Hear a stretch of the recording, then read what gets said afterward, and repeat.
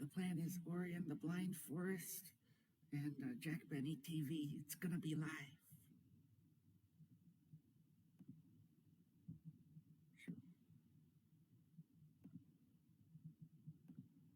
This is the one.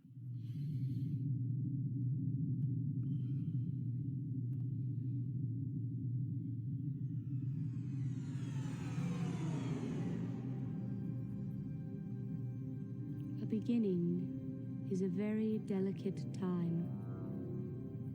Know then that it is the year 10,191. The known universe is ruled by the Padishah Emperor Showdown IV, my father.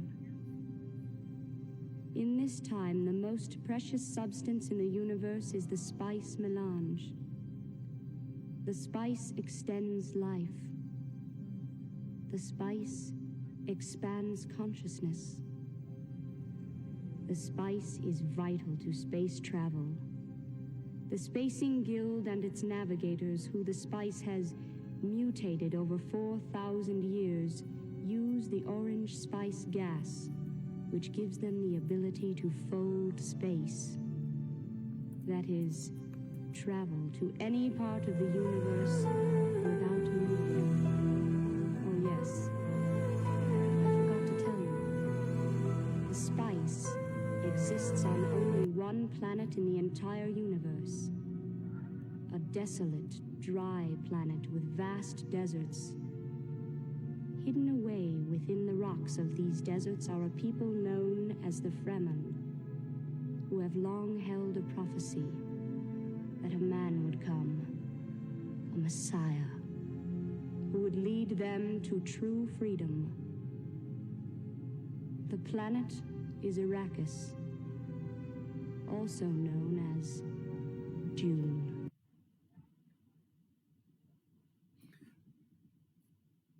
Begin by simply listening.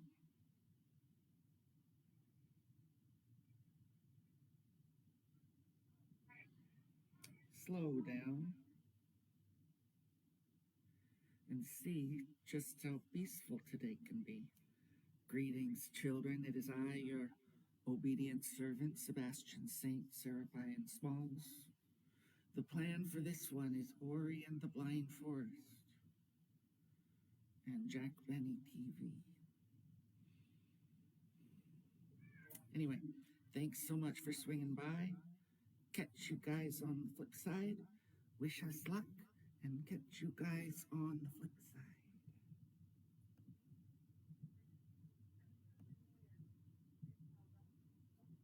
Wrong button.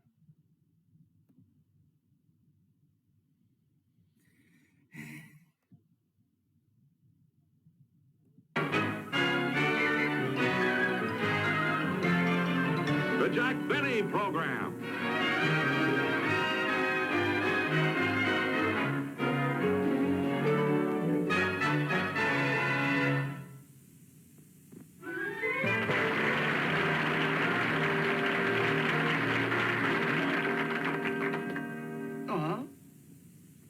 Well, Roy, I must admit, I didn't like the show either tonight. Mr. Benny just wasn't funny. Of course I work for him. But after all, when the floors are dirty, he doesn't tell me they're clean. Mr. Benny and I are always honest with each other. I'm sorry, Roy, but Mr. Benny just didn't have it tonight. Okay, Roy, I'll talk to you later. You're home kind of early. Yeah, when I got through, I didn't feel like hanging around the studio, so I came home. By the way, what'd you think of my show tonight? Sensational, boss. Sensational.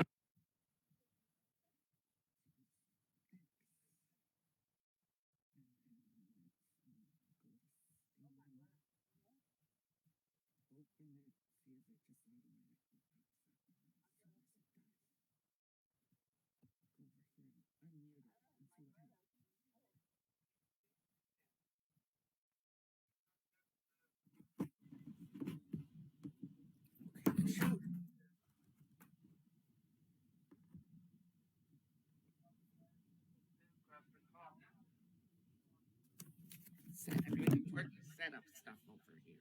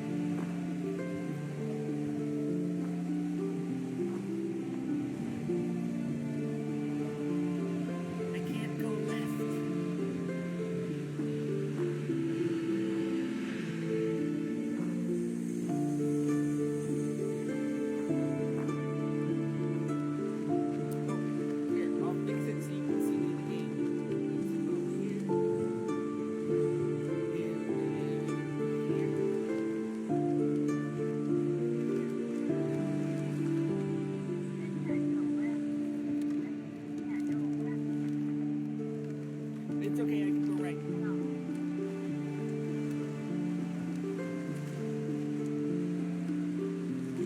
Lots of video games you can't go left at the beginning, you can only go right. That's why it's good to always check left first for the secret passage.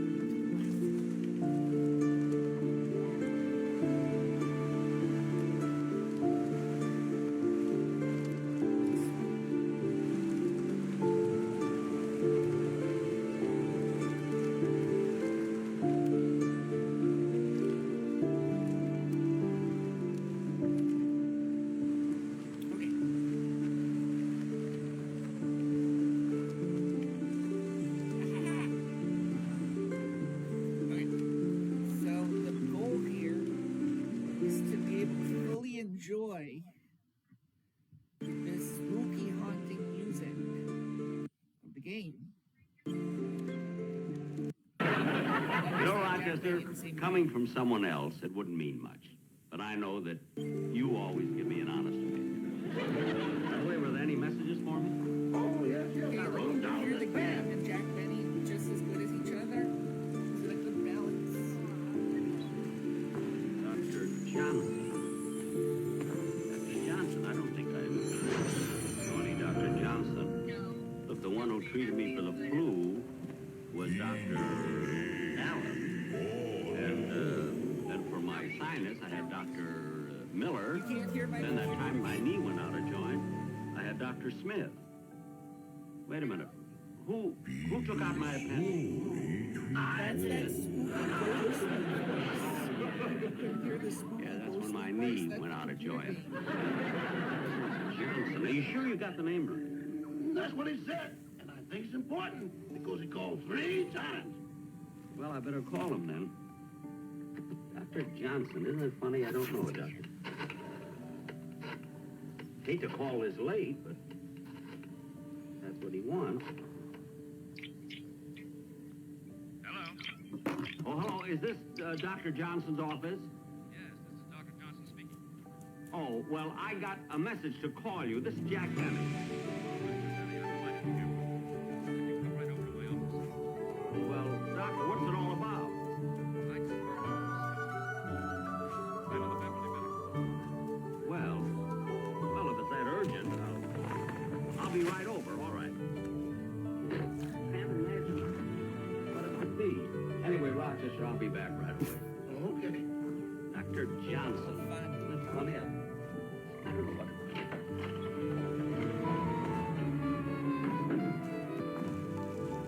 Psychiatrist. Mr. Benny? Yes. I'm Dr. Johnson. I hated to ask you over like this, but as I said, it's quite urgent. I know, but what is it you wanted to see me about? I have a man in the other room who's suffering from acute amnesia. Oh, it's a shame. Can't sleep at all. Insomnia. Can't sleep. Oh. He has amnesia. He doesn't remember who he is. Well, what's that got to do with me?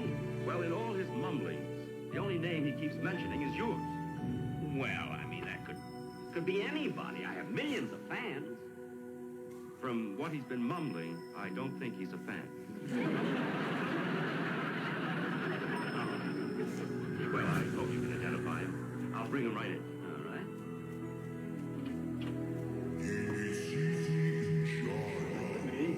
On that No one's going to hurt you. Just walk in very slowly. That's fine. Sit down. Right here. There you are. That's a good lad. You know him? Well, yes.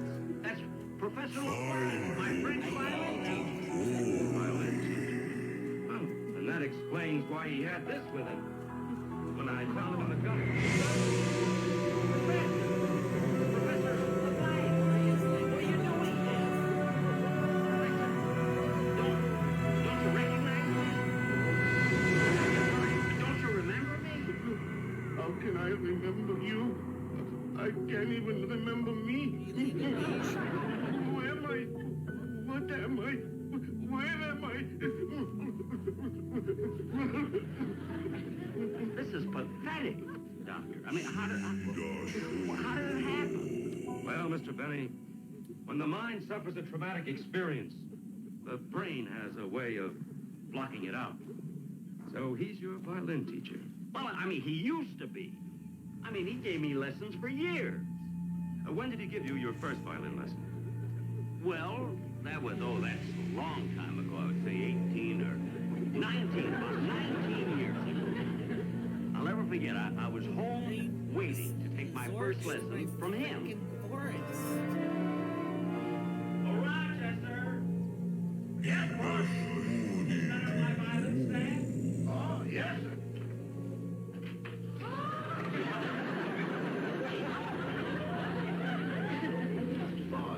What? Why did you decide to take violin lessons again? Well, because, Rochester, I haven't played the violin since I was at the Palladium Theater in London. And I want to get my fingers back in shape. Why? What did they do to them? They didn't do anything. I don't understand. Gee, I hope my teacher turns out to be all right. Well, that must be him now. No, I'm reading from the Mr. Benny? Yes. I am Professor LeBlanc. Pierre LeBlanc. Oh, yes. Come right in. See. Come right in. My, you have a lovely The home. spooky Thank voice you. is the person who set the sky ablaze. Mr. Benny, with the California told forest me that you have been playing the violin for many years and you just wanted to take a sort of a refresher course. That's it exactly. I just want to sort of smooth out the rough spot. Wait. Oh, yes, here, oh, yes.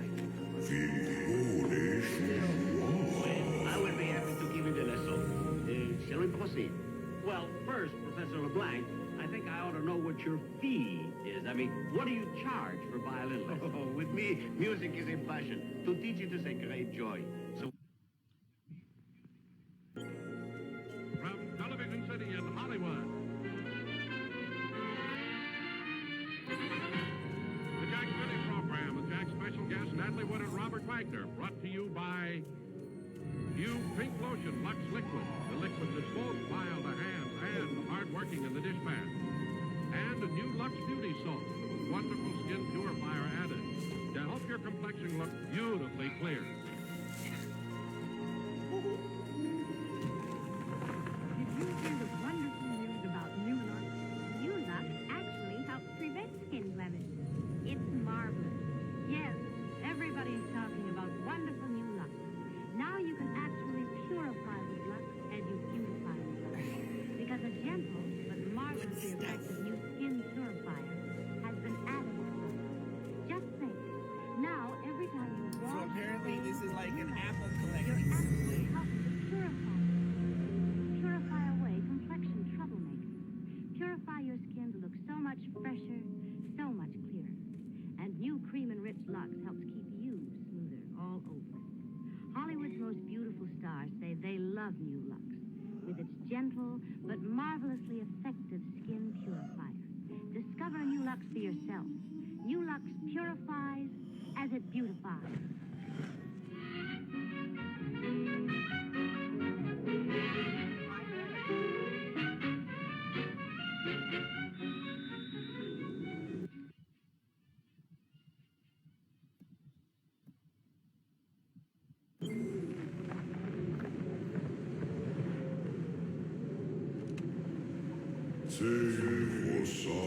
Orphan once more.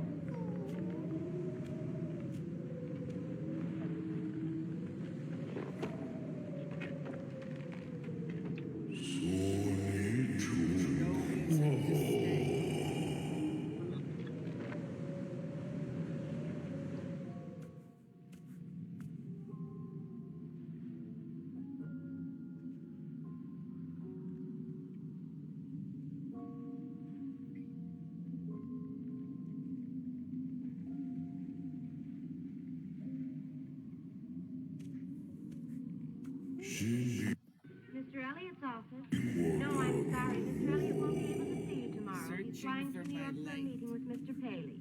Thank you. Look,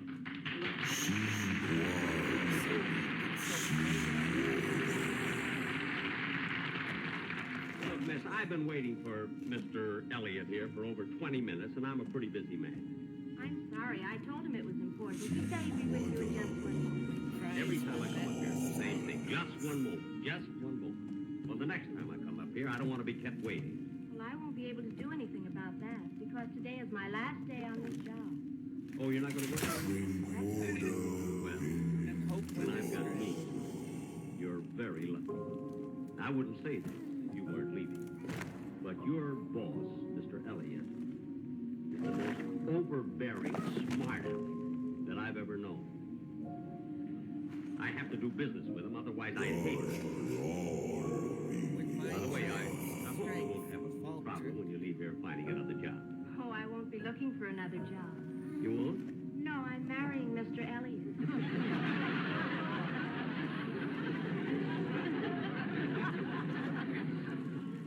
Oh.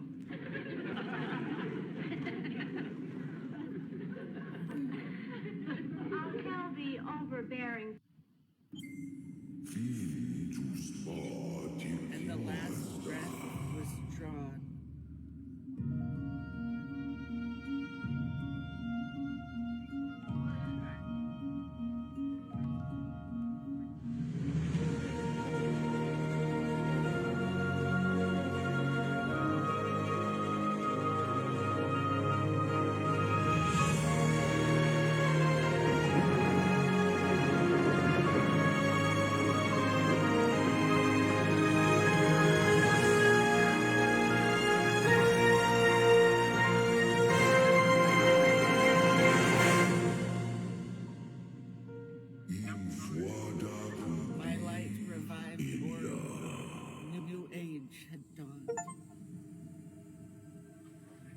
journey begins. Complete the prologue. Aim saved. Okay, let's make this big screen bigger so I can see what the heck's going on. Let's make this screen smaller. Maybe I should do the same for you guys. Hang on. This screen. If I talk, I'm always talking to the internet and you at the same time. This is live television. This is live TV. Oh shoot! You guys couldn't even see. Oh, because I made it bigger. Okay, so I want it really big because the character is really small. So that'll have to do for you guys. Then here, I want to make it even bigger like this. Okay, and then over here, just make it. Okay. Hope that works for you. Going left first. Superstitious. Sunken glades. Smart Alec, you're still here. Yes? Mr. Benny is still waiting. He seems to be getting impatient. Oh, well, see if you can stall him a few minutes more. Well, come in, come in. That's What's up, Bill? You pulled it I out of think they production want you to meeting. go What's to the wrong? left first. Jack Benny's in the outer office. Oh, no. What's it going to be this time? Why? What are you worried about? You're new here. Every time Benny comes to this office, he makes another ridiculous demand. Well, after all, he is a big star, and we're supposed to keep him happy. Yes, but how far can you go? We've already painted the studio blue to match his eyes. Yes, and we've even put a rocking chair in his dressing room. Yeah. I wonder what he wants this time. Well, there's no sense waiting. He's out there. We're going to have to see him. Oh, you're right. Send in Mr. Benny. If he gets too tough, he can threaten to take away one of his makeup men. Certainly will.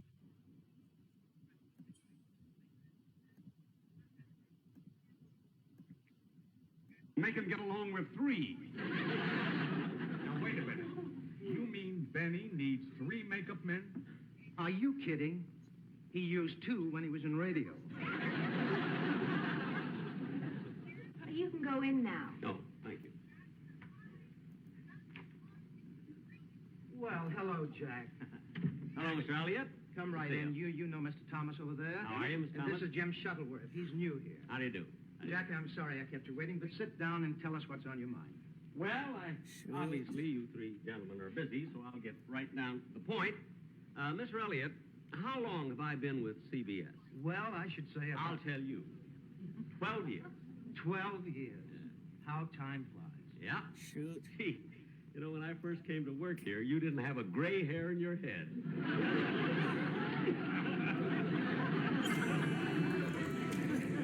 But in the 12 years that I've been with CBS, I've been working as an entertainer. That's right. Very good, too. Well, thank you.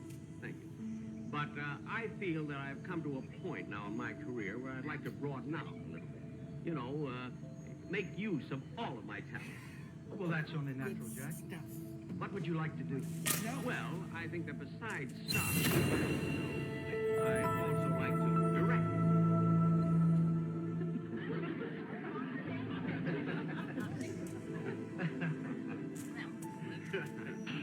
Oh, come now, Jack. What's really on your mind? Well, now, wait a minute. I'm serious. I'm not kidding. I mean, I don't want to be just a comedian. I want to be a director. But, Jack, you're so busy Force me to performing.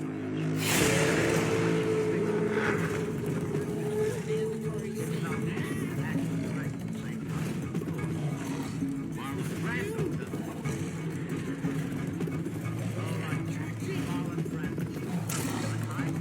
Mr. Elliott, I'm not interested in what you think. I can direct a CBS show anytime I feel I'm ready. And I am ready. Yes, but look, Marlon, I will admit that legally CBS has given you the right to become a director.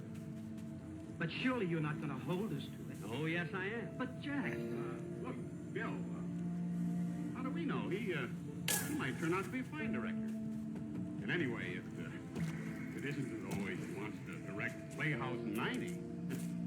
If he wants to direct his own show. Lady, you know, I think you're right. Okay, Jack, go ahead. Direct your own show. Well, thank you, sir. Thank you very, very much. Gentlemen, thank you.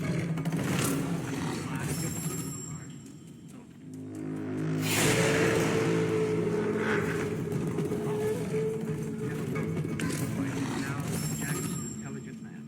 Sure, he's a little enthusiastic now, but when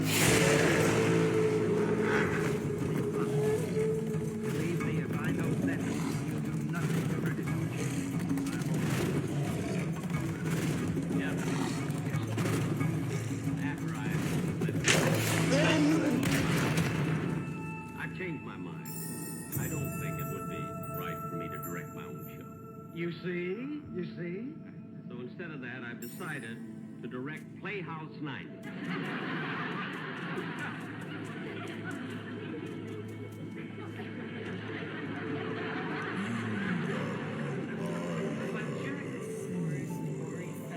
You brought it up. You would mention Playhouse 90. You and your big mouth. I deserve it. Still breathe.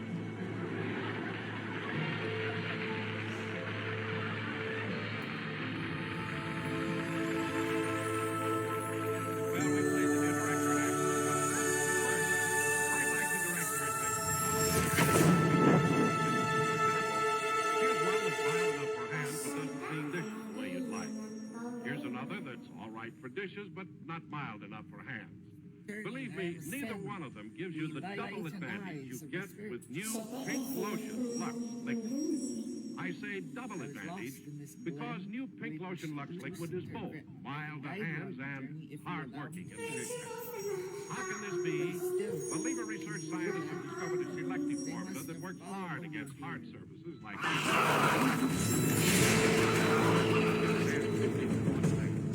So, if you want your dishes to have a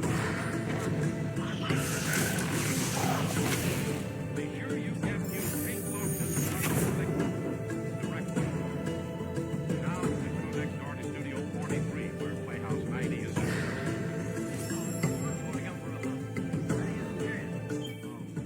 Well, in the meantime, can we get through the musical number? Yeah, I guess so. All right. This one, Mr. Wagner. Right here.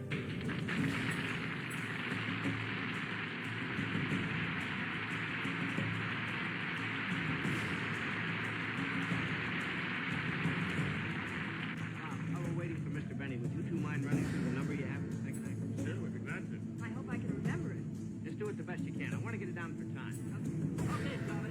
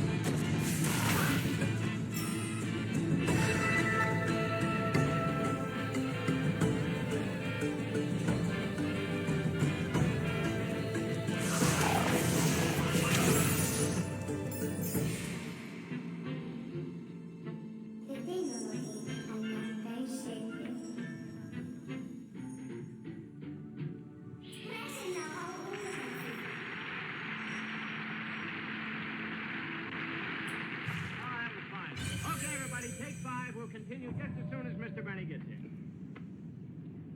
You know, I still can't get over it. Jack Benny directing a dramatic play. Well, you know, RJ, he might be very good. After all, if I remember correctly, didn't Jack direct The Horn Blows at Midnight? No, honey, he didn't direct The Horn Blows at Midnight. He was in it. Oh, well, who directed it? I did.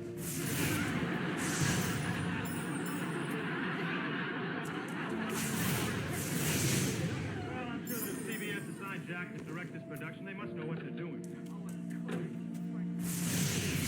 All right, telegrams. Let's go.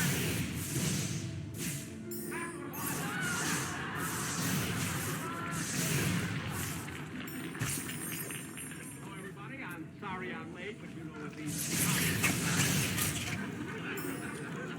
Betty, these rip things, have you seen Seen them, I made them. Now, everybody, before we get... Oh, Bob. With us.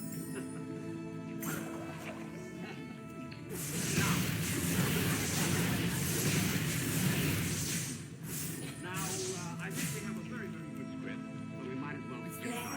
All right. May I have my chair?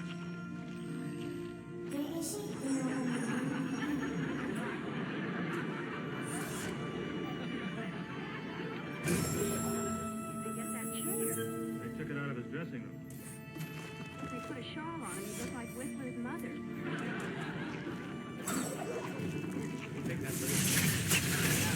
I think before we do, we ought to get the idea. We ought to sort of try to remember this.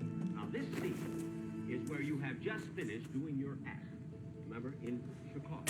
See? So you're all alone in your hotel room, waiting for word from a New York. And you're very good. Right over here. We'll take it from the start of the scene. You know, for the scene. Action.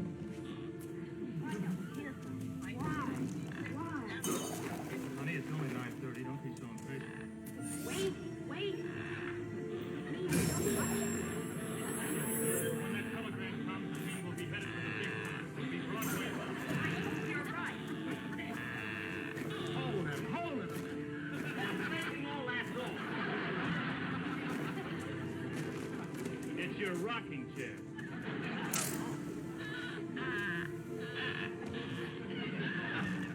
Oh, monsieur, will you please see that there's... Monsieur, will you please see that there's a new rocking chair in my dressing room? Thank you. All right, we'll go back. But wait. It means so much to us. I know it does. When that telegram comes, it'll mean we'll be headed for the big time. It'll be Broadway bound. I hope you're right. The door. I'll get it. Telegram. There you are. Thank you. Here, I'm too nervous. You read it. Hold it. No. Hold it. What's the matter, Jack? Well, darling, it wasn't your fault. You were wonderful. Bob, it was you. I mean, for instance, get that move that you made to the door. I mean, here you are, nervously expecting a telegram. That means your whole future. And you just leisurely walk to the door. Now, that's not... Here, let me show you. You were dumb. You were weak. Now, let me show you. Let me show you how you do it.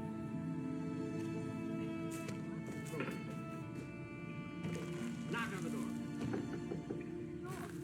I'll get it.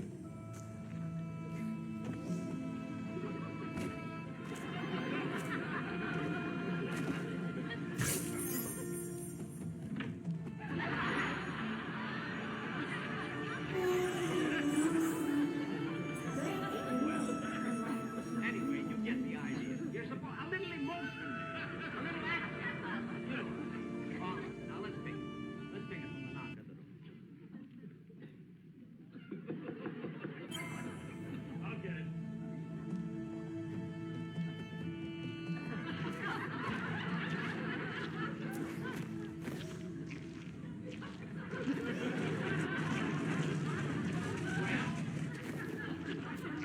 Bob! Well, Bob, open the door! I can't. You've got to. Take the knob back on the door, will you? All right, now we'll take it again from that sewer pit. All right, now take it again from the knock on the door. I'll get it. Telegram. Thank you. you... Wait a minute.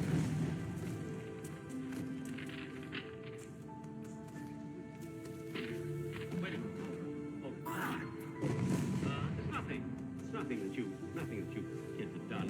It's just that,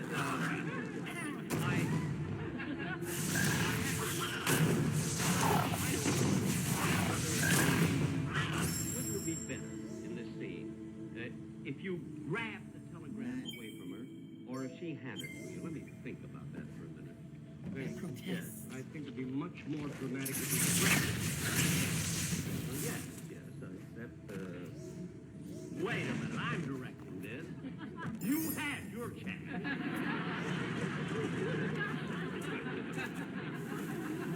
Interesting. All right, we'll try it that way with your... I don't know, there's something bothers me. I don't know whether it's the furniture. Now, for instance, look where they got that couch. Right by, this is ridiculous. Let's move this then. This has been bothering me all along. Bob, help me with this, would you please? I want to move this couch. Where they got that lamp, right up there, in the way of there. That way. Come here, just a minute, darling. Just hold this a minute while I... Just a little bit. That's fine. Thank you, sweetheart.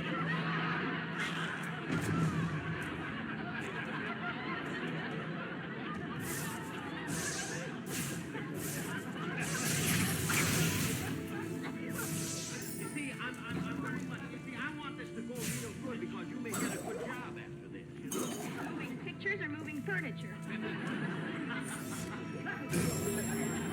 I'll tell you what, kid, move this over to the wall. Over there by the wall. That'll be good.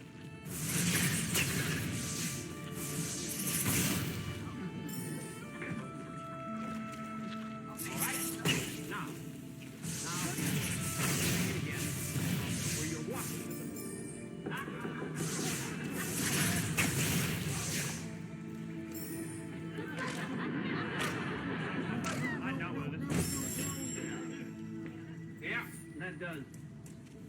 That is a problem there. Maybe you could bring the telegram boy in through the window. I thought it was instant death if I hit the... No.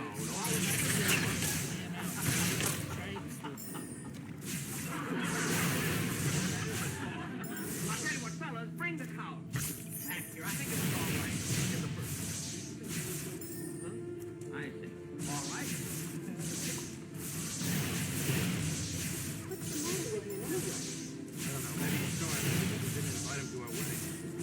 Oh, I'm sure Jack would never be sore about a thing like that. All right. Now, come on. We'll take this scene over again from the knock on the door. Action! I'll get it. Telegram. Here you are. Thank you. Hold it. Oh,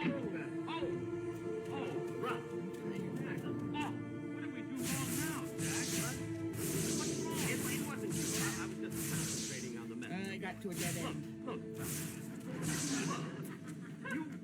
Here is a man eagerly waiting for a tip. He's nervous, and you come in with a big smile. I mean, that's not... Push it. I'll show you how. All right? Take it right. I'll get it.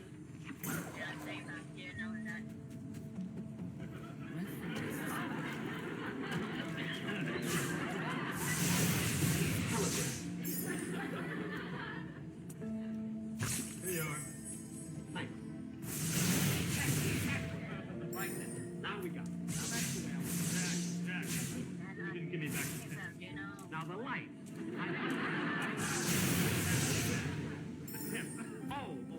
I'm so sorry, Bob. What happened was I was concentrating on the messenger boy. There you go. A dime, I gave you a quarter. All right, gave me a quarter. Great big actor making such a fuss over a lousy 15 cents. Look, Jack, we signed a contract to do this show, so as long as you're here, let's rehearse it and get it over. All right? Well, what good is rehearsing?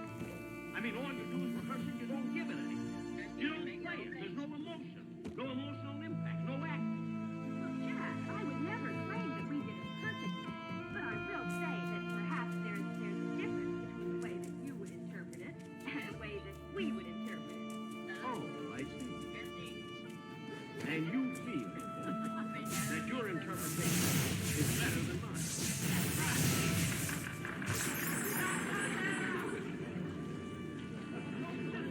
Well, I'd like to ask you, kid, how long have you been About 15 years. Yes, I've been in show business about 10 years. I see. Well, I have news for you. I've been in show business over 45 years. I guess that settles something. The only thing that settles is his right age. I heard that. Now listen, we're going to rehearse this scene once more, and you're going to get it right this time. I'm going to have to get another figure. You mean that if we don't do this scene the way you want us to do it, you'll fire us? That's exactly what I mean. And the fact that you didn't invite me to your wedding has nothing to do with it. Now, come on. Get it right. Let's get it. A little emotion. All right.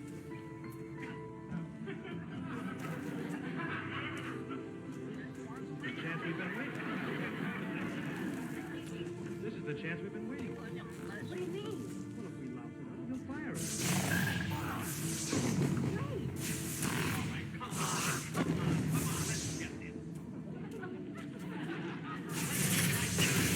Let's have a little action.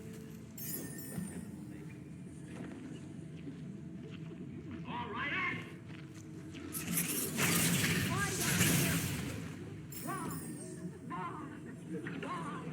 Honey, don't be so impatient. It's only 9:30. Wait. It means so much to me. I know it does.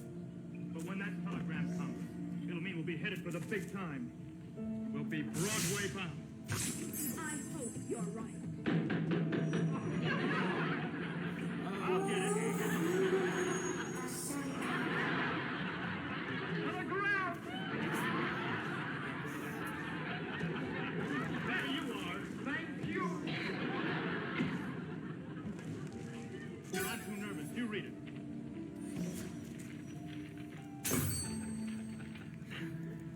Oh, read it. I can't. You must.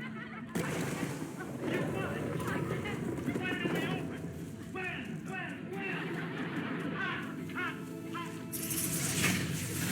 Okay, Jack.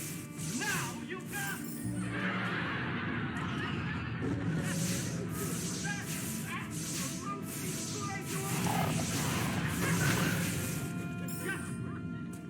Now, I want to take that scene. We'll take it just the way you did it. And hammer it, please. Hammer on. Right at the beginning, and I'll be thinking I'll take a train ride. Great. Now what do we do? Well, honey, you know, we're still young yet. Maybe we can make a comeback.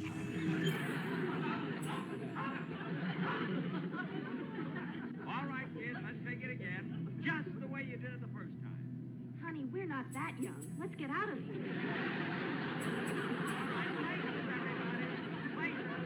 Now, come on. Action. Wait a minute. Where you all going? Wait a minute. Let me down. I'm the director.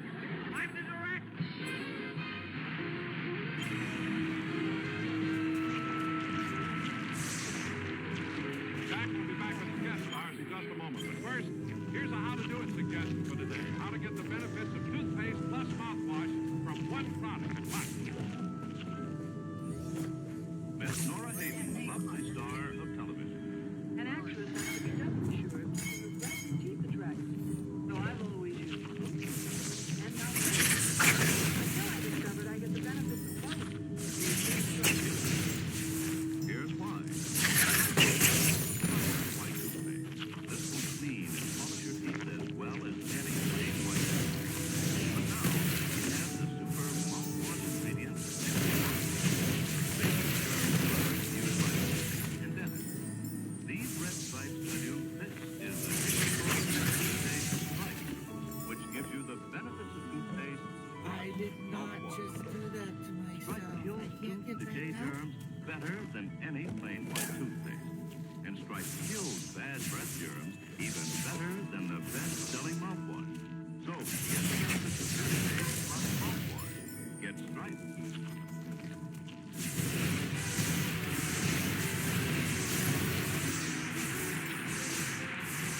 Thank you very much, ladies and gentlemen. Once again, I'd like to bring out my guest stars. First, I want to thank Ronald Jackson, Cash McCall, to be on my program, and 20th Century Fox, producers of Can-Can, for allowing Bob Wagner to appear. Come on out, kids. Natalie Wood and Bob Wagner.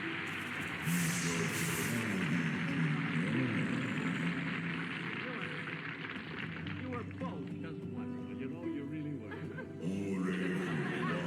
Natalie, I hear that the two of you are in a picture together. Is that right? Yes, that's right. It's called All the Fine Young Cats.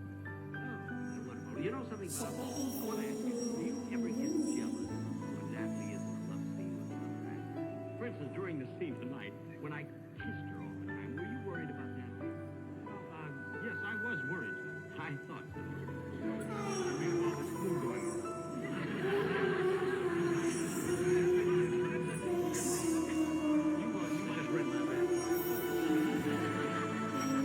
Mind if I say something? No, go right ahead. Ladies and gentlemen, even though we did kid about it tonight, we do want you to get it like that.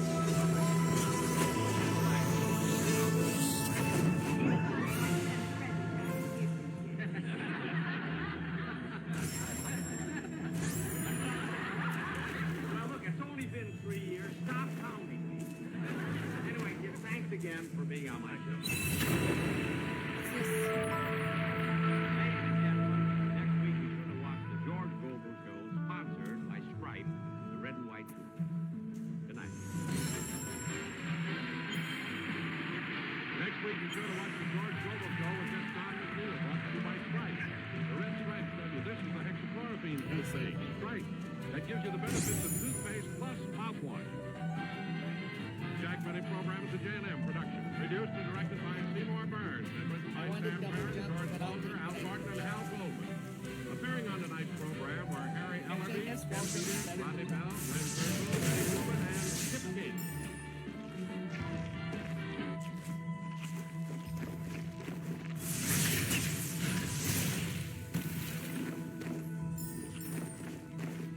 Dmitri Tiomkin.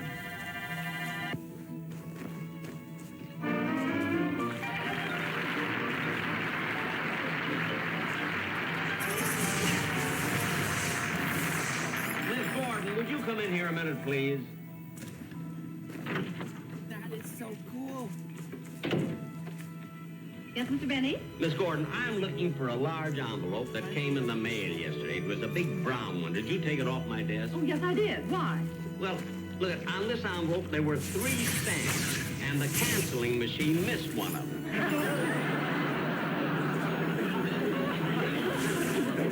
Oh, gee, now you've spoiled the surprise.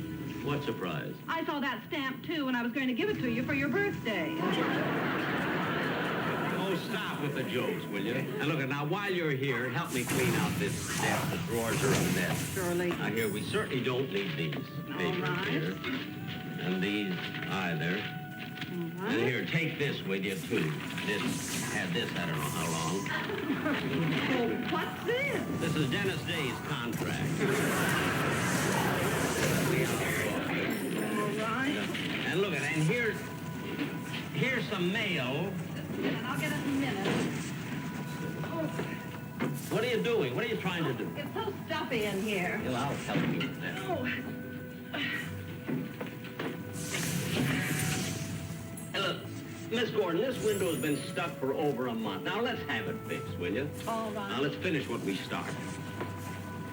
Here, we won't need these papers.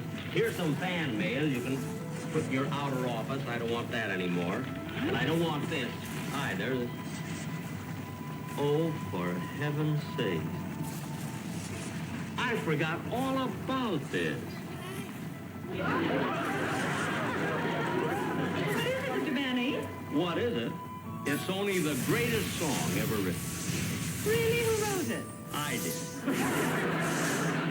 Gee, I never knew you wrote a song. Yeah, it was about 15 years ago. Gee, I remember I was on radio at the time, and one night I was in bed. I couldn't sleep, you know, and I was just tossing around, so I got this inspiration. I went over to the piano. It took me about 10 or 15 minutes, and I got this whole idea for this song. Oh, it's a beautiful ballad, you know. It's all about a girl breaking up with her fella and everything, and it's a torch song, you know. What's the title of it? The title is When You Say I Beg Your Pardon, Then I'll Come Back to You.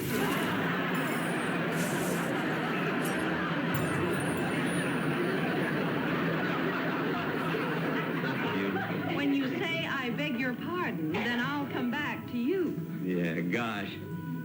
I don't know, they don't write titles like that anymore. They never did. Thank you. But you know, this title tells the whole story, and it's a beautiful lyric. Gee, I hope I can remember the melody. Wait till I sing this to you. It's just beautiful. Now listen to this. When you say I beg your pardon, then I'll come back to you. When you ask me to forgive you, I'll return. Like the swallows at Serrano, return to Capistrano. For you, my... Mr. Benny. For you, my heart... Wait a minute. What? Mr. Benny, the swallows from Serrano? Yeah, Serrano. That's a small town in Italy. See, I had to get a town, you know, that rhymed with Capistrano. Yes, but how can the swallows fly all the way from Italy back to Capistrano? Well, I don't know. I couldn't have them come from Stockton or Pismo Beach. Now, listen, I want you to hear the finish. The finish of this is just beautiful. When you say that you are sorry, then I will understand. Neath the harvest moon, we'll pledge our love anew. So my... Where you get this part? Oh, this part. So my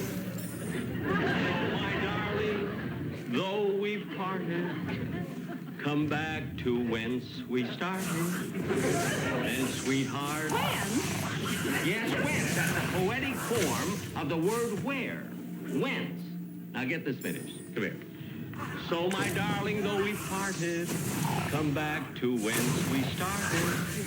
And sweetheart, then I'll come back to you.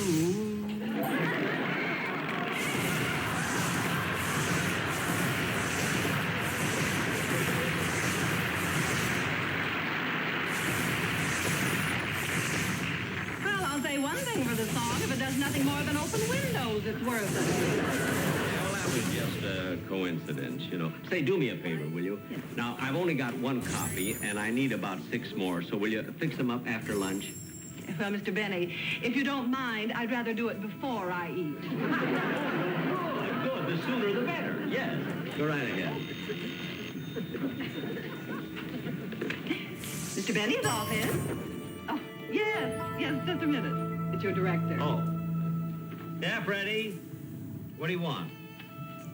No, I haven't been able to get a clearance yet, but I've asked Dmitri Tiomkin to come over to my house tonight. You know, he lives right close by, and I'm sure I'll get a clearance then. Yeah. Okay, so long. Is something wrong? No, but you know, in a few weeks, we're going to do a Western sketch, you see, and I wanted to get the music from High Noon to use as our background. And naturally, I thought the best thing to do would be to get permission from the man who wrote it, Dmitri Tiomkin. Oh, he's a great composer. Oh, great. Are you kidding? One of the greatest composers and one of the greatest arrangers in show business. And oh, for heaven's sakes. Why didn't I think of it? Think of what? That's all my song needs. A Dmitri Tiomkin arrangement. It'll be great. My song will finally be a hit.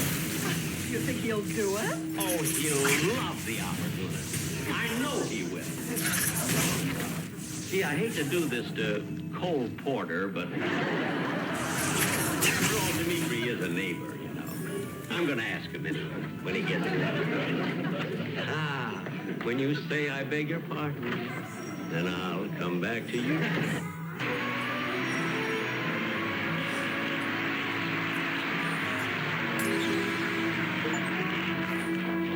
Rochester? Oh, hello, boss. How's everything go at the office? Oh, just wonderful. And look what I found while I was rummaging through my desk. Do you remember a song that I wrote about 15 years ago called When You Say I Beg Your Pardon, Then I'll Come Back to You? Uh-huh. Well, I'm going to revive it. You're gonna what? You heard me. I'm going to revive it. I don't think you can. That song went down for the 4th time. All right, look, I know when I wrote it, maybe I had nothing then. I might have been way ahead of my time. But I'll prove it to you when Dmitri Tiomkin gets here. Dmitri to whom, Ken? Tiomkin. He's only the man that wrote the most wonderful tunes for pictures like The High and the Mighty, Friendly Persuasion, The Alamo, High Noon, and The Guns of Navarro. He wrote all of those. And even though he's coming here for something else, I'm going to ask, hey, maybe that's it now. No, boss. That's the back door. Gee, wouldn't it be wonderful if Mr. Tiomkin liked my song? Gosh, he might even write a picture about it. Billy, Yes? these gentlemen said you sent for them. We're from the McNulty Locksmith Company. Oh, yes. Yes, look, I lost the keys to my vault, and I can't get in it. That's all right. Show us where it is. If we can't open it, nobody can. You said it. Okay, right this way. We got work to do, Charlie. Wait a minute, what's that? Not that way. Excuse me, mister. He's a new man in the job, and I gotta break him of some old personal habits. Now, please show me where the vault is and what's wrong with it. All right, just 1 second. Yeah. Hey. Now, you go right through here and go right down those steps, you see? It's a long ways, and when you come to the barbed wire fence, turn right.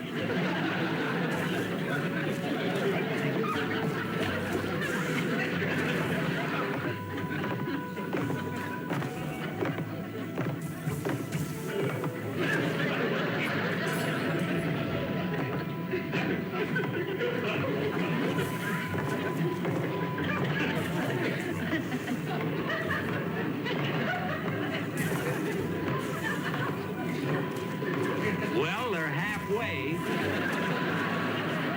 Hey, say, fellas, when you get to the moat, pull the switch and the drawbridge will come down. Now, be careful of the alligator.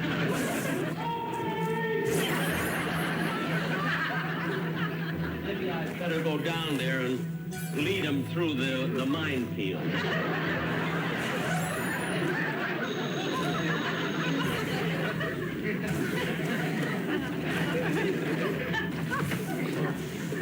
Oh, it's you, Mr. Will.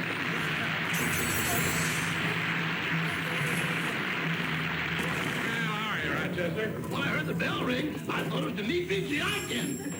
Dmitri Tiomkin? What's he coming here for? Oh, he's coming here to talk to me about Mr. Benny, and while he's here, Mr. Benny's going to ask you to make an arrangement of a song he wrote. Oh, Mr. Benny wrote a song? About 15 years ago. It's called When You Say I Beg Your Pardon, Then I'll Come Back to You. Yeah, that's a pretty corny title. Is the song any good? I'll say we haven't had a fly in the house since he wrote it.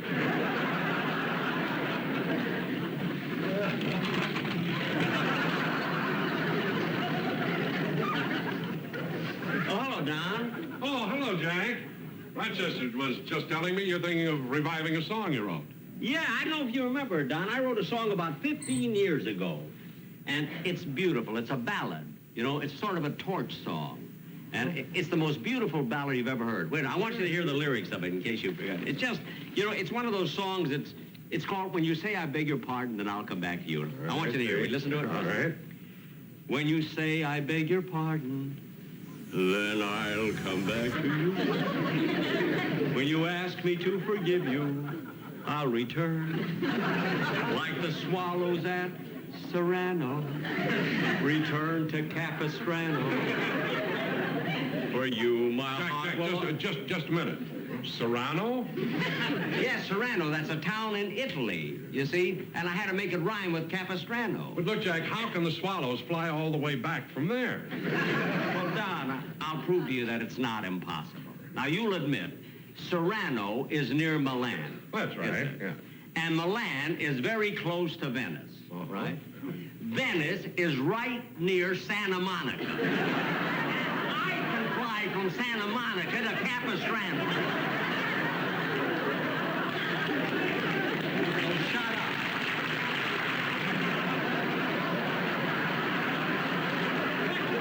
Wait a minute, what's going on? Look, mister, we can't work with this down there. She makes us nervous. Well, put her in the yard, then. Like it, Johnny. Don't put her in the wishing well. She eats the penny. Jack, what in the world? Don, stop picking on every line of the song. Let me finish it so you'll get the whole effect. All right, Now Jack, get I'm sorry, this I'm finished. When you tell me that you're sorry, then I will understand. Beneath the harvest moon, we'll pledge our love anew. Our love anew.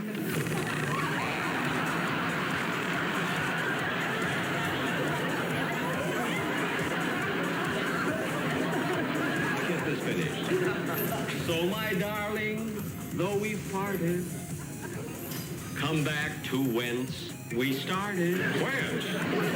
Yes, whence. That's a poetic form of the word where. When. I know that, Jack, and I'm sorry, but continue. I'm not going to continue. You wouldn't know a good song if you heard it anyway. You just came here to bother me. Now get out. Right, then I'll go. Go. No, he's wasting a good song on you. We hope you'll join us. All right. Here. Now be careful. Don't scratch it. I don't want to scratch you. We're doing the best we can.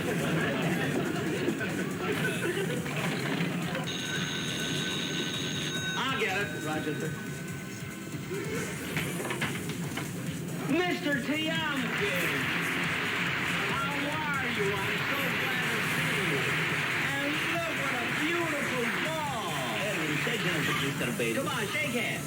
Shake hands, Jimmy. Come on. Come in and sit down, Mr. Tiamkin. Sit down. Make yourself at home. Thank you. I'm so glad you got here. I really am. Thank you. Sit down. There. Well, now, Jack, you wanted to talk to me about something. Yes. You know, in a few weeks from now, we are going to do a Western sketch. And I wanted to get permission to do your song, High Noon, for the background. Well, Jack, of course it is all right. That's all what you want to talk to me about? Well, no, there was something else. First, can I get you something to eat? No, Jack. Thank you very much. Nothing for me, but maybe something for Irving. Oh, for Irving. Oh, Rochester, Yes, boss? have we any bones in the refrigerator? Uh-huh. 2 of them. Well, bring one in. Yours or mine?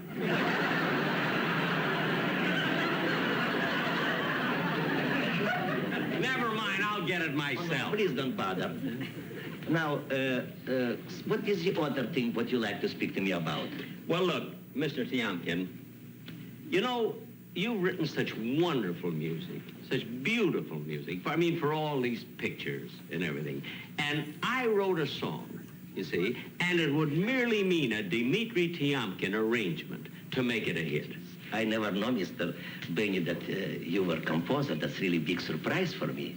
Well, I must admit, it's the first song I've ever written. But you see, sometimes first thing are the best thing. They are, sometimes, yes. Yes, I have it right here. I must, this is a beautiful number, really. It's a romantic ballad. It's about a fella who broke up with his girl, you see. It's called, When You Say I Beg Your Pardon, Then I'll Come Back to You. That's a title? Yeah. Well, I say one thing. You didn't steal it. No, I wrote the words and music. All by myself, all of it. Now listen to these lyrics, and I'm sure when you hear it, you'll want to make an arrangement. You really will. Now sit there and listen. I'm sitting, I'm listening. Aren't we, Irving? Now listen. Listen to this, Dmitri. I'll call you Dmitri, please. When you say, I beg your pardon, then I'll come back to you. When you ask me to forgive you, I'll return. Like the swallows at Serrano, return to Capistrano. For you. What, Serrano? Yes, that's a town in Italy. But how can the swallows fly all the way from there? If a man can wade through a swamp yelling Chloe, I can have a swallow make one lousy trip from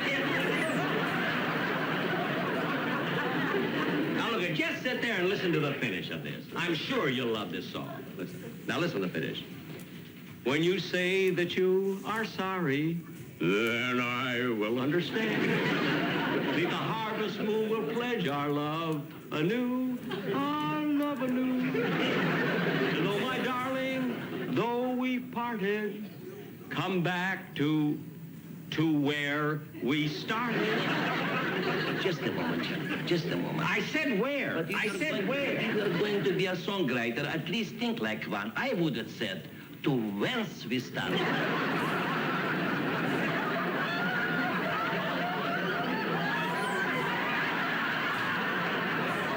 How do you like that? I was right all the time.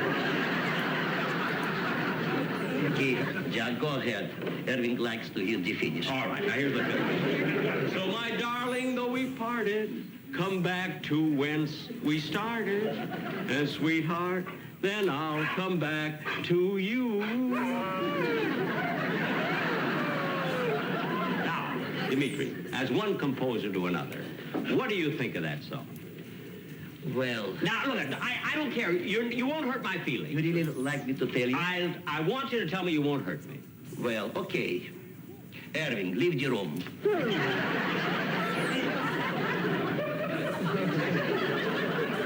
Dimitri, why did you send the dog out of the room? No. Because if I will tell you what I think about your songs, you will hit me and he'll bite you.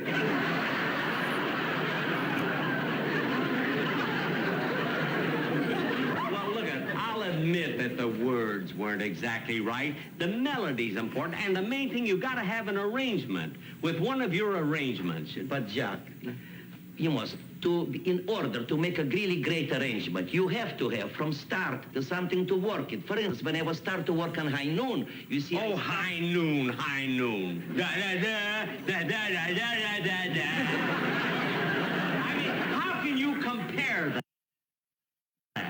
How can you compare that to a song like, when you say I beg your pardon, then I'll come back to you? You're quite right. There is no comparison.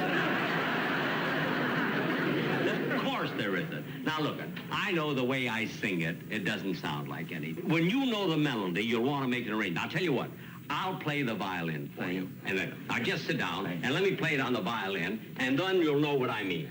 Now listen carefully. Then you'll get the whole melody, right?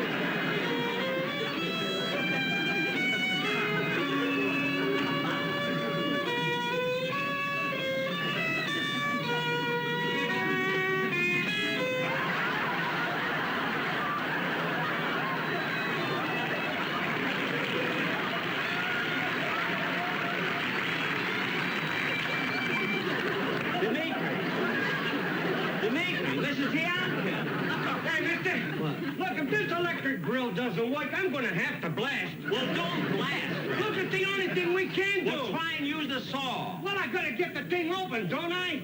Oh, all right.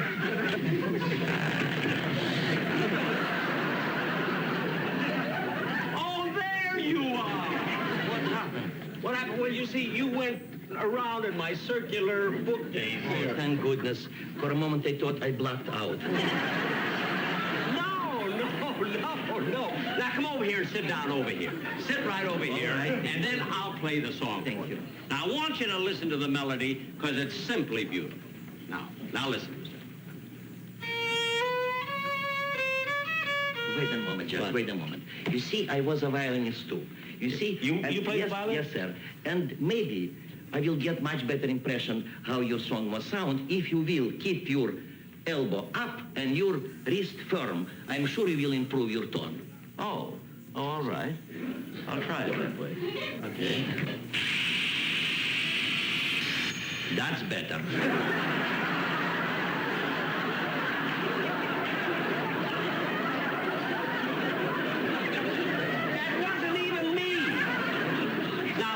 Dimitri, please, will you listen while I play this song? Just listen to it all the way through. You'll love it. Now read it.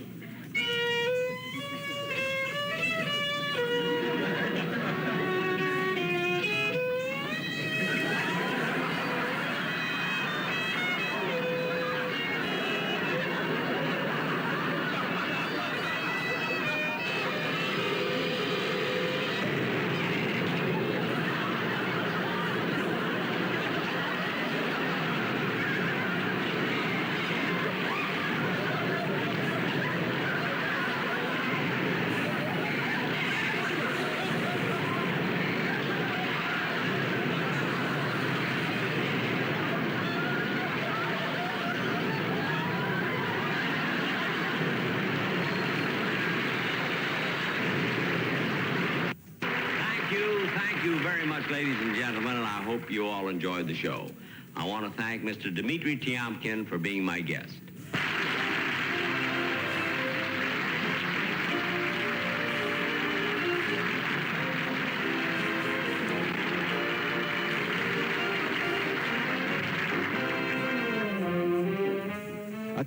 Bumpers.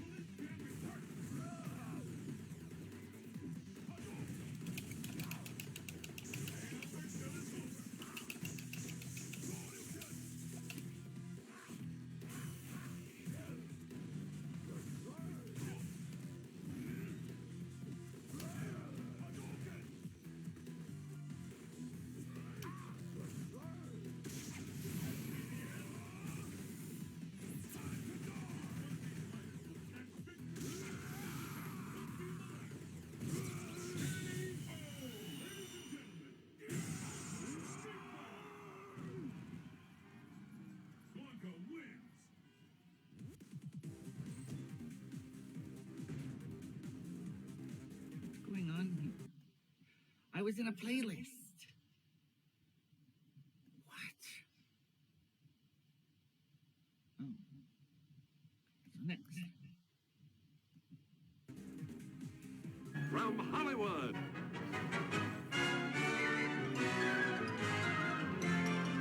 the Jack Benny Program.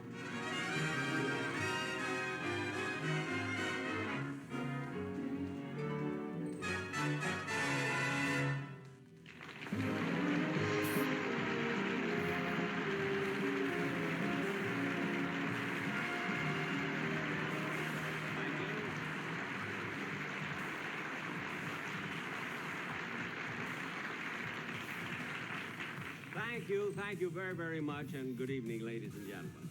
Now, usually, as a rule, when I start a program, I usually begin by telling a series of jokes, which we call a monologue, you see. But I thought that tonight, I'd like to do something a little bit different. Now, I don't want you to think that I'm bragging, of course, when I say that I get a lot of fan mail, because I do. And I thought, and in these letters, they always ask me a lot of questions, about myself or about the show, and I thought it might be nice, instead of telling jokes, to answer some of these letters, you see. So I'll do that tonight instead of... Now, here's one from a lady in Michigan, and she enclosed a stamped, self-addressed envelope here. And she says, she says, "Dear Mr. Benny, is it true that you're as cheap and stingy in person as you are on television?" Well, I'm not bother answering that one at all.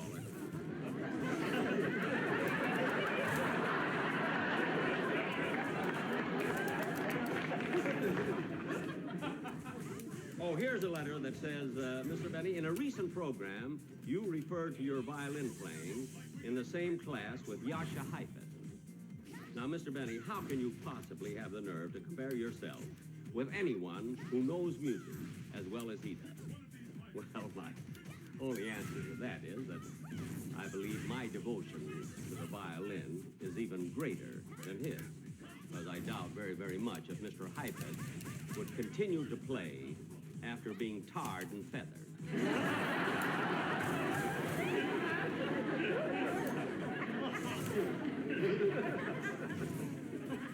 I'd like to see him rosin his bow with sticky fingers. Oh, here's one more letter that I want to read. It says, Mr. Benny, with all the work you do on your television shows, do you have any time for yourself, for social life? Well, this one I really want to answer because I have a very nice social life. I mean, I go to maybe 15, 20 parties a year, and the nicest part of it is that the parties that aren't planned are the best ones of all, you know? Those that just happen by accident. I remember yesterday, I must have it happened yesterday, I ran in to my favorite motion picture star, Jimmy Stewart, and a very good friend of mine, you know, and he had told me that that night, his last night, that he was going to celebrate his wedding anniversary, he and his wife. And he begged me to join them. And even though I had another date, he was so insistent about it, you see, that I told him I would come, you see. And I'm glad that I let him talk me into it because we had the most wonderful... Well, let me show you. Let me show you exactly what happened.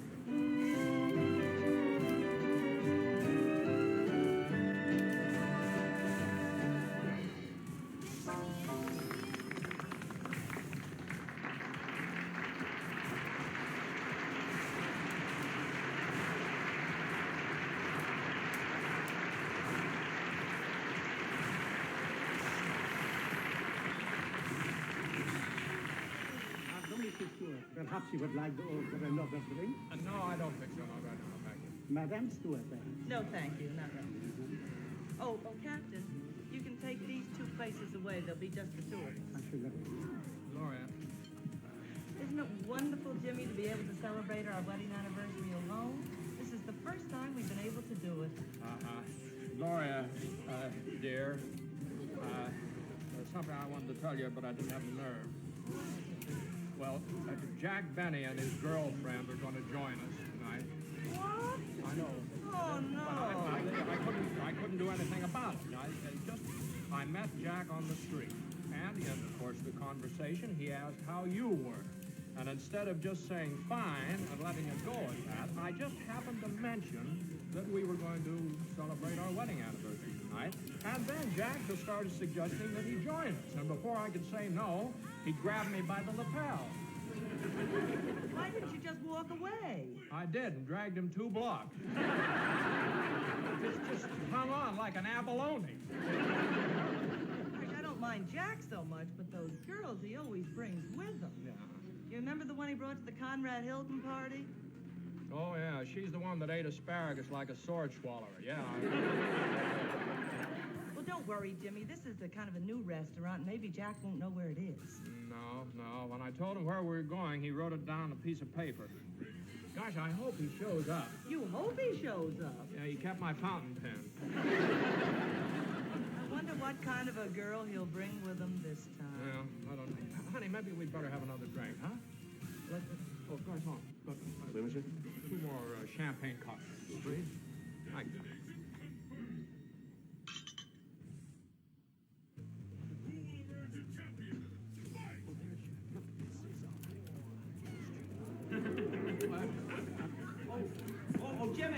Jimmy, Gloria. Hi, Jack. Hello. How are you, Jimmy? Gloria? How are you? Sit down, Jimmy. I'm sorry I'm late, Jimmy, but let me tell you what happened. Jack, your girl. Oh, yes. Yeah, I'm sorry. Oh, Mildred.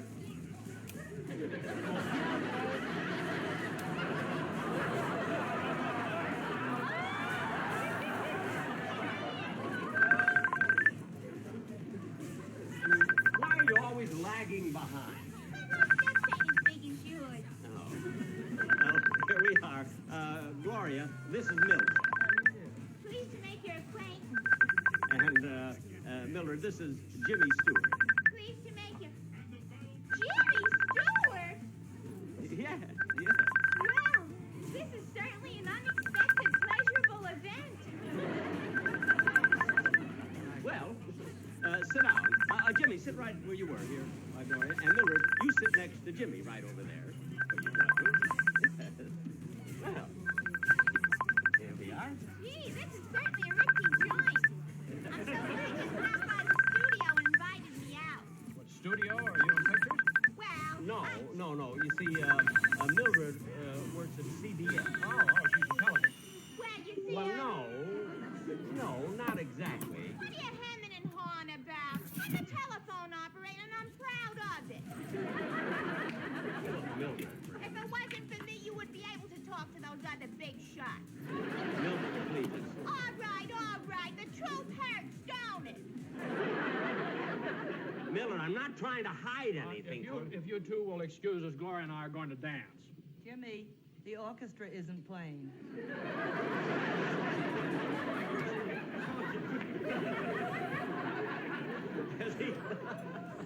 He must have thought the orchestra was playing.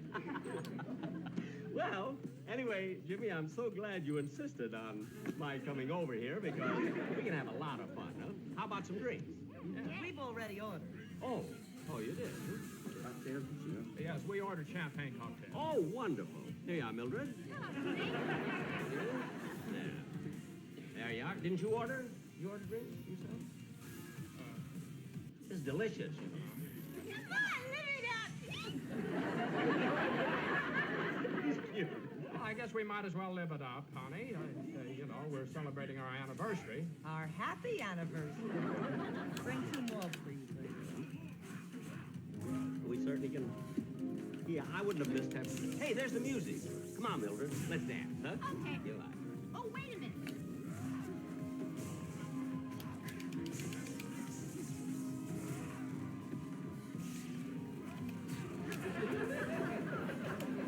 Mildred, what are you doing? I'm marking the level. I don't want to be out there dancing while I'm being sipped dry.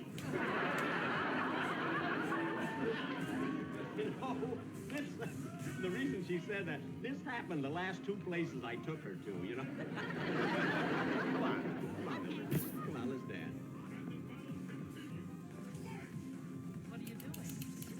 Well, I don't want to be accused of sipping if it just happens to be evaporation.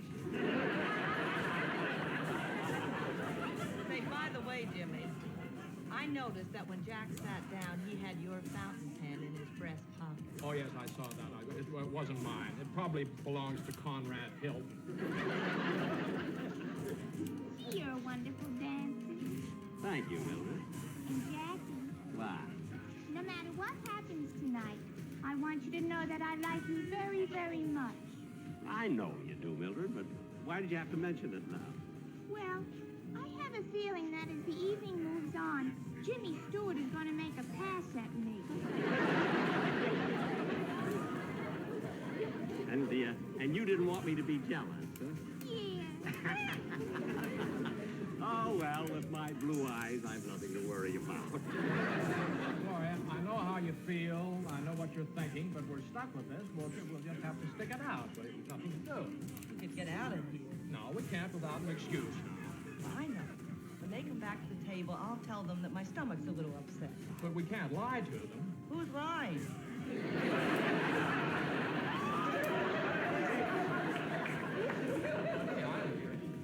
I didn't know that you'd be so upset about it. But the one thing, honey, no matter what happens this evening, I want you to know that I love you very much. Well, I know you do, dear, but why do you bring it up now? Well, I don't know. I kind of have a feeling that as the evening goes on, Mildred's going to make a pass at me. Don't be silly. Well, I'm sorry you got into this, dear. Awful sorry, but look, it's a big place and it's crowded. Now, maybe nobody will notice they're with us.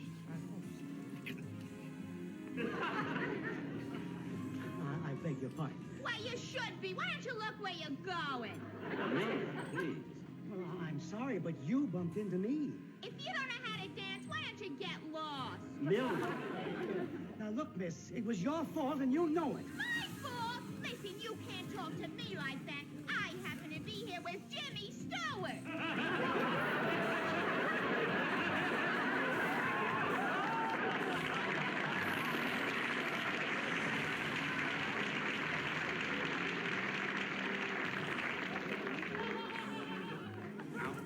Come on, Mildred, let's go back to the table. Well, that's good riddance. What did you say?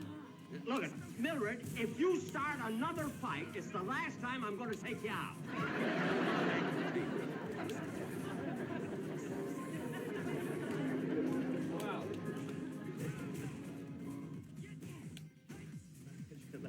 Well, I don't know. I'm kind of hungry.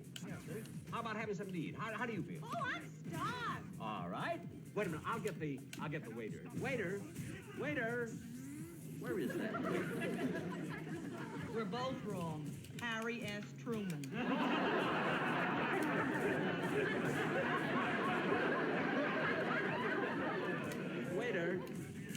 Waiter, please. We're going to eat. Boy, I'm hungry. Yes, I guess so.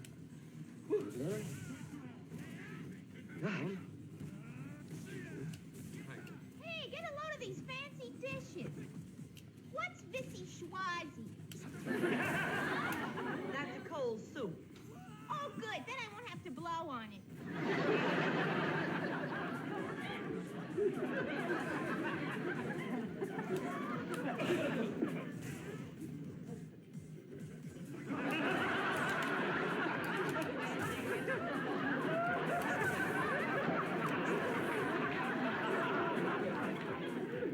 Come on, let's order, huh? How about some caviar to start with?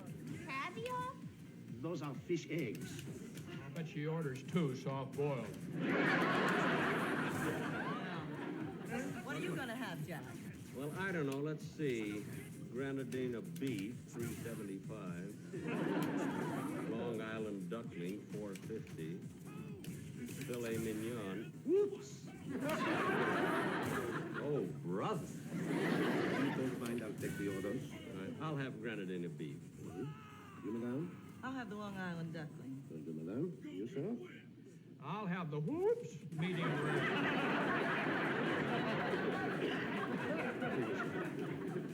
And you, mademoiselle? I don't know what I want. I think I'll have some of that Vichy Swazi. And a salami sandwich. Oh, for heaven's sakes, Mildred.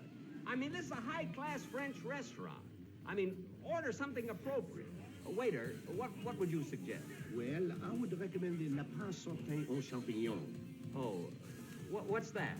That's rabbit fried in mushroom sauce. Rabbit. Would you like rabbit, Mildred? Anything as long as it's dead. Waiter, I suddenly feel the need of another drink. Would you? Well, what happened to the drink you had? I'm drinking it.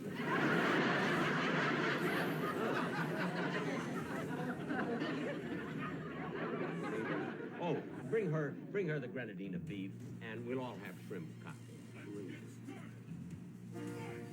Hey, there's the music again. I'll tell you what. Look at Mildred. You dance with Jimmy, and I'll dance with Gloria. Huh? Come on. Okay. Do that.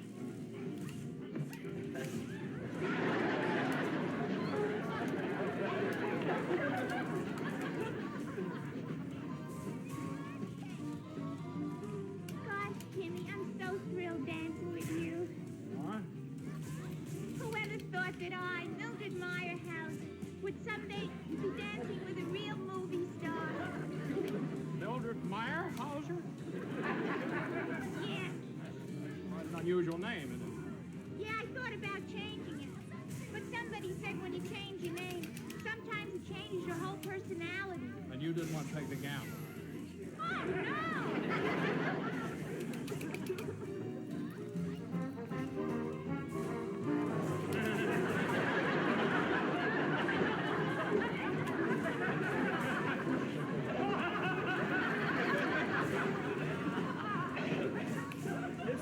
This is fun, isn't it, Gloria? Yeah. Come on, let's do that again. Oh, yeah. Oh, come on, be a sport.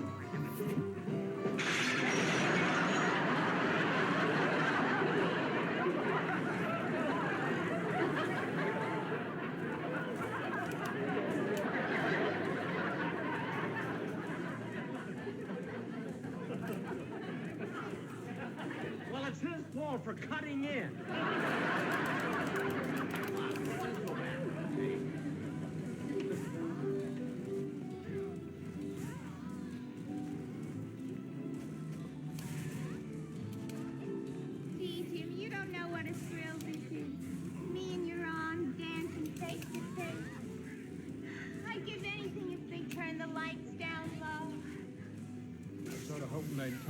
altogether.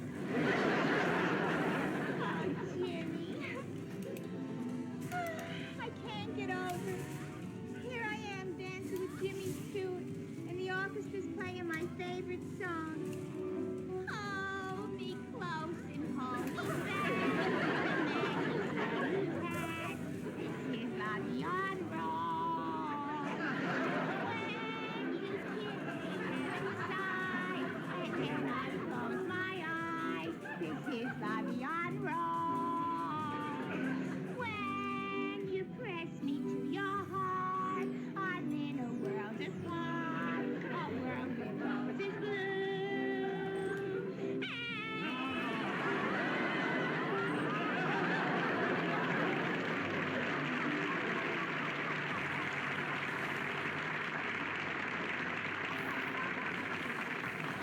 Well, you got back just in time. The food is here. Well, of all people, Jack Benny. Gladys. Mildred, why didn't you tell me you were going out with Jack tonight? This is Gladys. This is Mr. and Mrs. Jimmy Stewart. Oh, well, my, this is certainly a privilege, and I would like all of you to meet, what did you say your name was? Joe Gallagher. Oh, yeah, that's right. Joe tells me he's a football player. Ain't that right, Joe? Yeah, fullback. Are you with the Los Angeles Rams? No, I go to Hollywood High.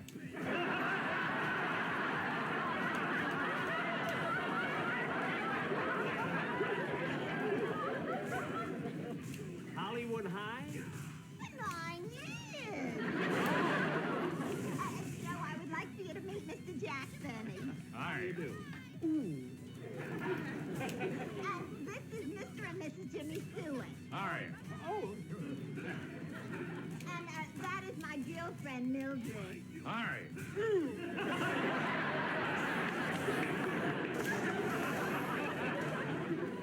Well, I guess we better get going so we can find a table, huh? What do you mean table? Come on and join us. Wait a minute, Mildred. No, Mildred, wait. There's not enough room here. No, Jack, that's all right. Gloria and I'll leave. No, Jimmy, you can't leave. This is your anniversary. And anyway, I have a surprise for you. Surprise? Yeah, just stay here a minute, then we'll get some chairs for you. Oh, Maestro, will you come here, please? You'll like it. Ladies and gentlemen, I have an announcement to make. In the club tonight, celebrating their wedding anniversary, are Mr. and Mrs. Jimmy Stewart.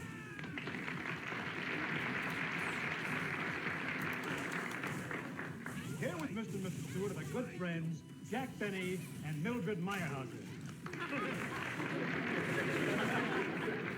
Also at the table are Gladys Gearship and Joe Gallagher.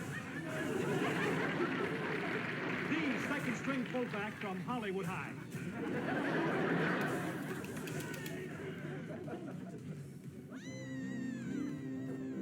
Jimmy, as you enter another year of happiness, I want to make a toast. Oh. For you, Jimmy and Gloria.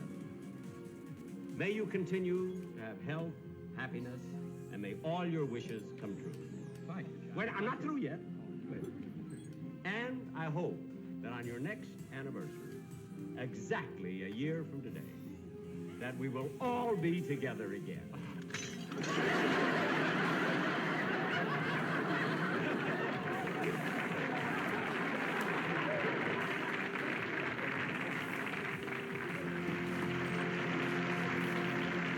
Jack will be back in just a moment with his guest stars, Mr. and Mrs. Jimmy Stewart. But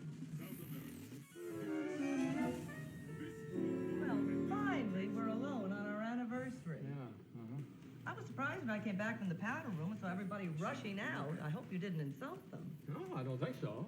You must have said something. All I said was, waiter, bring the check. Anyway, we're alone, huh? Happy anniversary, Dave. Thank you, dear.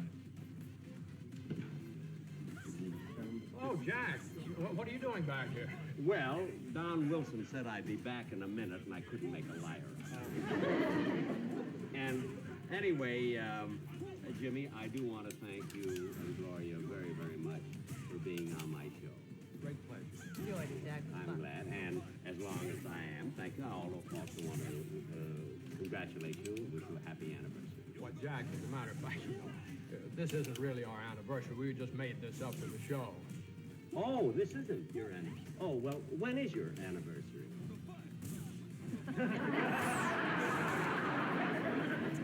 Jimmy, I said, when is your anniversary?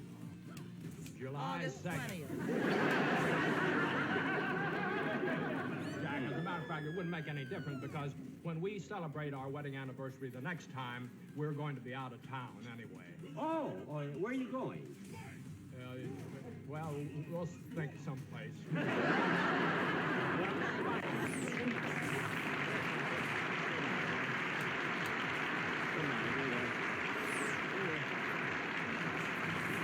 Oh, golly. Such a wonderful couple, such great friends of mine.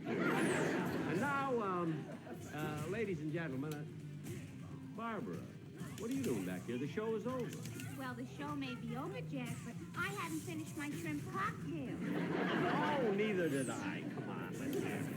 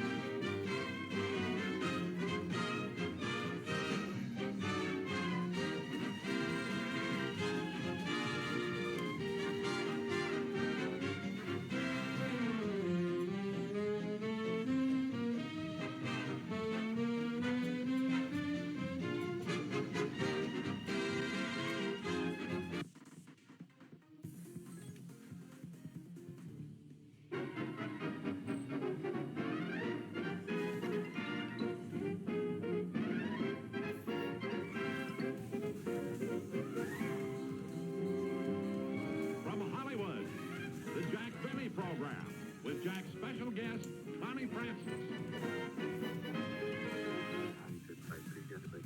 Number one singing star of America, Miss Connie Francis.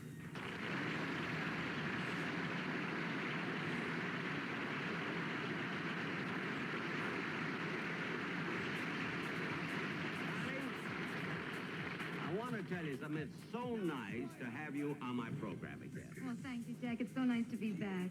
And Connie, I must tell you something. You know, as I was watching the rehearsal today, you know, and you were doing your numbers, I couldn't help but think how fortunate an artist is to be a singer, to be able to sing. Fortunate? What do you mean? Well, this isn't taking anything away from you, you know, but I mean, you singers really have it easy. You know, when you have a voice, all you have to do is open your mouth and out it comes. But with comedians, it's different. We have to worry about delivery and material and timing and everything. Really, it's pretty difficult for a comedian. I'm sorry, Jack, but I can't agree with you. I think getting laughs is a lot easier than singing. You what? I said I think getting laughs is a lot easier than singing. You do? Certainly. And I can prove it to you. Ladies and gentlemen, I have a little joke I'd like to tell you. Do you mind, Jack? No, not at all. This I want to hear. Well, it seems there was a Scotchman. It's always a Scotchman. The minute they tell a joke, go ahead. And he went to a doctor because his side was hurting. So the doctor said, we'll have to take some x-rays. So we took the x-rays, and afterwards he said, according to these, you definitely have to have an operation. So the Scotchman said, well, doctor, how much will it cost? And the doctor said, $500. So the Scotchman said, look, doctor, if I give you $25, will you just touch up the x-rays a little bit?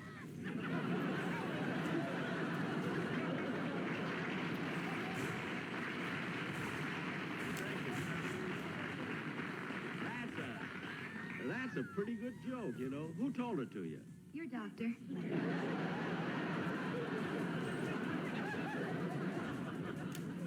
Well, at least he was nice. You know, he made it a Scotchman. Well, Connie, I must say that you did get a big laugh. And frankly, I didn't think it was difficult at all. It was very simple. It was? Mm-hmm. Now then, Jack, since you seem to think it's so much easier to sing than to tell jokes, why don't you sing something? Me sing? Yes. You started this whole discussion. Now I'd like to hear you sing something like, well, something like Fly Me to the Moon. Fly me to the moon. Well, you just happened to pick the number that I know. Isn't that funny? Malin, give me Fly Me to the Moon, my key, please. Fly me to the moon, and let me play among the stars. Let me know what life is like on Jupiter and Mars. In other words, hold my hand, yeah, yeah, yeah.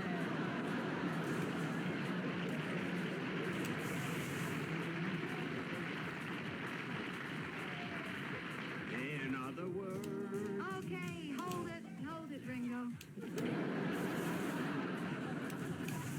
See how easy it is to get laughs? Well, I don't know. Well, I'm sorry, really, I started the whole thing. I really am. Now, Connie, as long as we didn't give out any raffle tickets before I lose my audience, how would you like to do your song? Oh, I'd love to, Jack. What would you like to... Oh, Jack.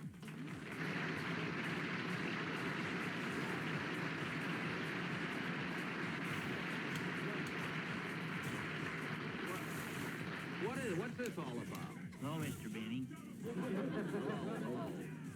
Now, what is this, you and Harlow, your son? What is it? Well, Jack, Harlow is such a great fan of Connie Francis, he'd like her to autograph one of her record albums for him. Well, for heaven's sake, couldn't you wait until we were off the air? I mean, did you have to come in the middle of the show? You never did like me.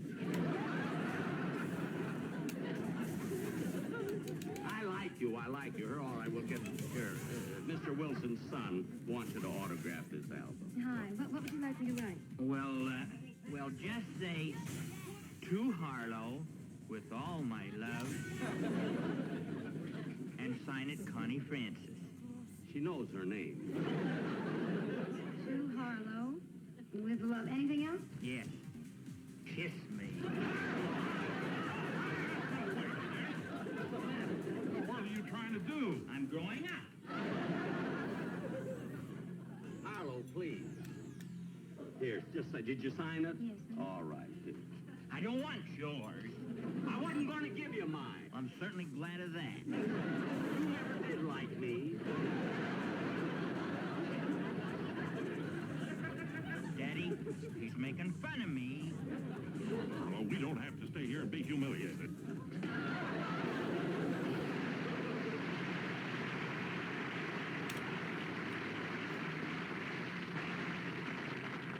There they go, our 51st and 52nd states. Connie, I'm sorry about this intrusion, but...